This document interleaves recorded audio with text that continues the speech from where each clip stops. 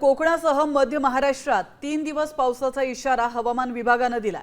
मराठवाड्यात हलक्या ते मध्यम पावसाचा अंदाज हवामान विभागाने व्यक्त केलाय आणि काही ठिकाणी जोरदार वाऱ्यासह पावसाची शक्यता वर्तवण्यात आली आहे। आपण पाहतोय बंगालच्या उपसागरातील चक्राकार वाऱ्यामुळे लक्षद्वीप, केरळ त्याचप्रमाणे दक्षिण कर्नाटकच्या किनाऱ्यालगत रविवारपर्यंत कमी दाबाचं क्षेत्र तयार होण्याची शक्यता आहे आणि त्यामुळे पावसाला पोषक वातावरण निर्माण झालंय आणि त्या पार्श्वभूमीवर हा पावसाचा इशारा देण्यात आलाय।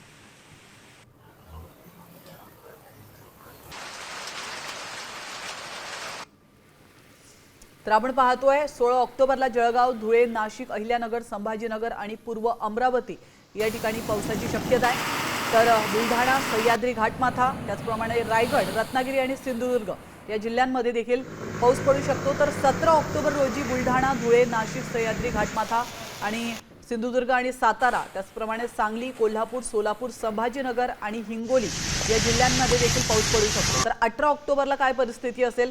सह्याद्री घाटमाथा, अहिल्यानगर, सोलापूर, नांदेड, लातूर आणि बीड या जिल्ह्यांमध्ये 18 ऑक्टोबरला पाऊस कोसळणार असल्याची शक्यता आहे।